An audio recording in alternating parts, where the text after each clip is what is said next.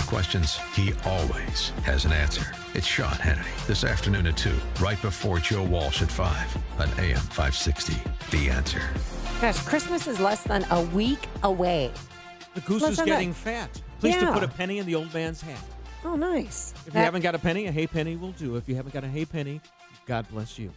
Oh, that voice belongs to the one and only Bruce Wolf, who's sitting in this week and a few slots next year, sitting in for Dan Prof. So thank you for coming in. And happy Hanukkah. It's a minor Jewish holiday, and it's already 3 weeks past. Did you get my card? Certainly. It's from the Jacobsons, that Jewish family with the blonde hair. And the Swedish very Episcopalians. tall. Yes. Very tall. Well, some federal government employees are hoping that they get a paycheck this holiday season. It affects my whole family. I'm the only one that works in my family. Make a deal. Make a deal now. Don't wait.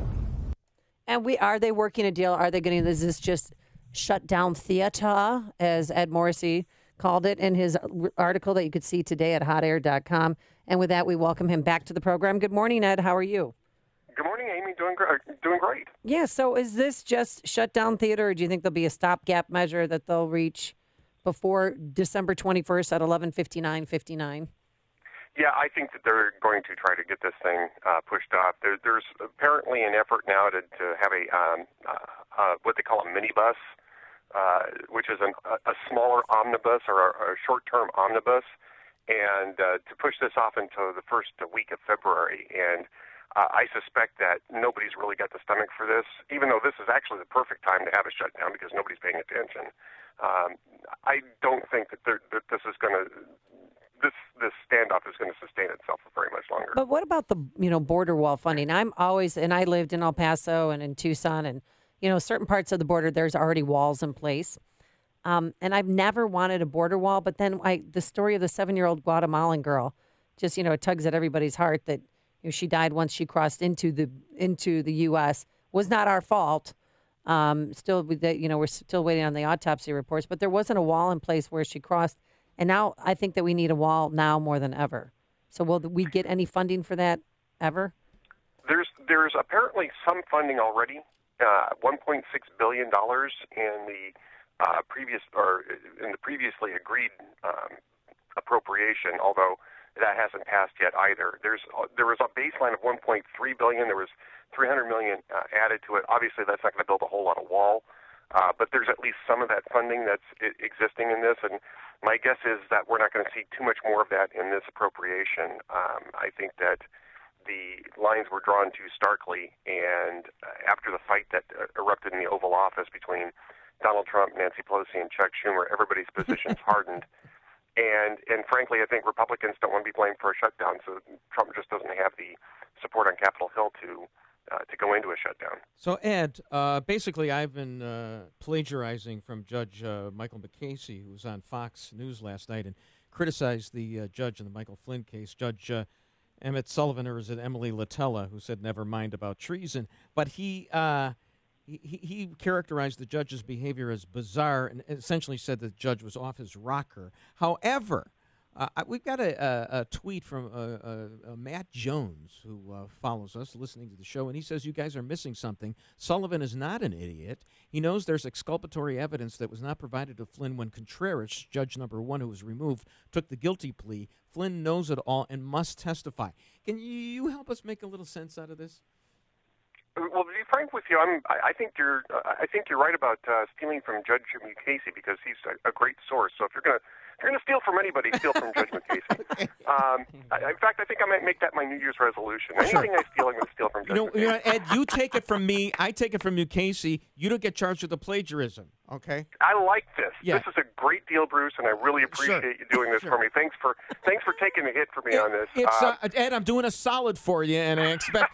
Weren't you supposed to be on vacation the rest of the year or something like this, Ed? No. I did my vacation earlier, so I'm giving everybody else a vacation. Right. I'm taking the slow time, which is great. This is the way you should work it out. All right. Now that you've had a chance to think in the back of your mind, what the heck is going on? You've been dealing with this folderol on Mike McCasey. What the heck is going on?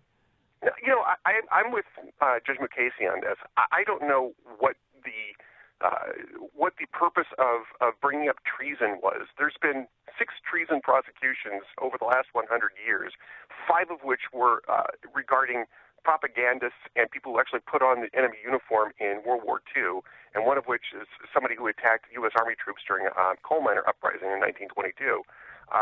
This is not a treason situation. This might be a corruption situation. It's certainly a FARA violation situation.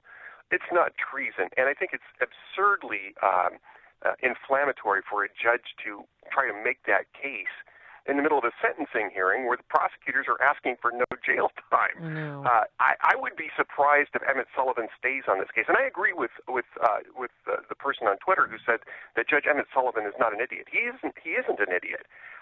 I think what happened was that Mike Flynn's attorneys tried to argue for leniency by saying that the FBI had entrapped him, that the FBI had sandbagged him, and I think Sullivan was angry with that. And there was a remark that says, "I've never knowingly accepted a guilty plea from an innocent person, and I'm not going to start today." And I think what he was trying to do was he was trying to make sure that Mike Flynn allocated to the crime fully and honestly, but I think he went way overboard. And I wouldn't be surprised that in the next 4 months there isn't a motion for another judge change on this case. And I'm not sure that the prosecutors would oppose that. I think they were probably very surprised by what happened in court yesterday, too. Oh, yeah. I mean, even if you see General Flynn's demeanor, he was a little smiling, relaxed at the beginning, and then that quickly shut down when the judge was scolding him. But do you think that my question I wanted to ask you, what do you think all of this means for President Trump? I mean, now we have to wait until March 13th, and Michael Flynn can't leave, within a 50-mile area of Washington, D.C. He has to surrender his passport. I mean, I feel like he's already been kind of convicted.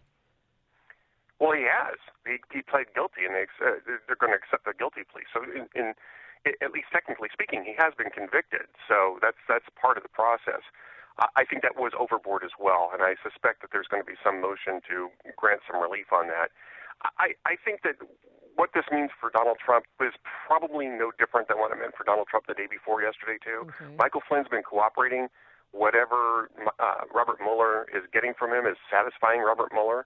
I don't know if that really has to do with Donald Trump or if it has to do more with this issue with Michael Flynn's consultancy, which seemed to be lobbying for foreign governments without notifying anybody. And if he just wants to fully flesh that out and convict the other people who were part of that, his 2 business partners were indicted on Monday, I believe it was. Mm-hmm. And so that might be all that there is to this, but we're not going to know for a while. Do you think that before March, the judge was waiting on this because finally the P tape will be revealed before March? I mean, you think about it. Oh, let's hope not. Think about where this. I mean, when the liberals, when the the Rob Reiners of the world, everybody, Anderson Cooper, everybody else. Oh, this is finally going to get Trump. This is the thing that's going to do it. And of course, now the latest thing is the whole thing about the campaign finance violation. I mean, my whole take on this is let's wait till Trump finishes his second term, and then when he's like 89 years old, we can have the trial that sends him to jail, and he'll love it because he'll be getting all the attention in the world at that point. It'll be the trial of the 21st century. Yeah, I don't think that if all that Robert Mueller comes out of this is with some campaign finance violations, I don't think this goes anywhere. I think after everybody had all of their expectations raised by the Rob Reiners of the world, that Robert Mueller was going to convict him of the Judge Crater disappearance along with every other mystery that happened in the last 100 years. I think if it just comes back with, well, he didn't report these things as campaign finance donations, it's not really going to go anywhere. The House might do some sort of censure or something like that. I don't know if that's where Robert Mueller is actually going, and I don't think any of us are going to really know that until the report comes out. But I think that is coming up soon, and so I don't think that the mystery is going to last for a whole lot longer. And you wrote a lovely article about Charles Krauthammer's legacy, and tell us what he meant to you.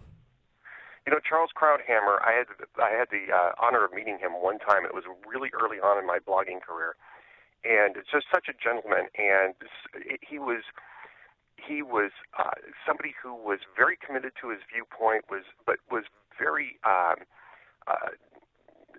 very honorable about it, and he argued passionately, but without losing the humanity that should go along with politics, because politics is basically the art of interpersonal relationships in public policy. And Charles Krauthammer really understood that, and I don't think I ever read anything from Charles Krauthammer that was unfair, that was a cheap shot. He was somebody who thought deeply, who felt deeply, and it came across in his writing. And I think he was just an amazing person, and he will be sorely missed. And his son just put out a book.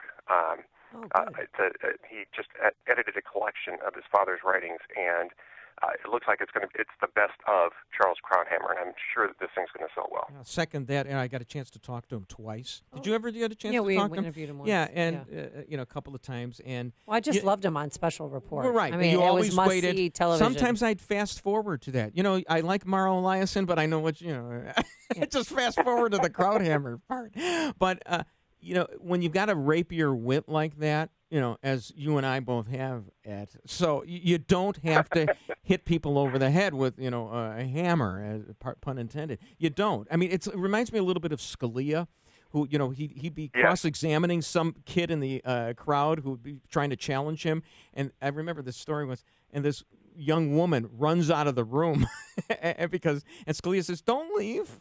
I just, take me on." And if you do it in a humane way, like you and I do, and don't take the cheap shot, that and you've got the wit to rely on, that's the great redeeming quality about Krauthammer, and he is sorely missed.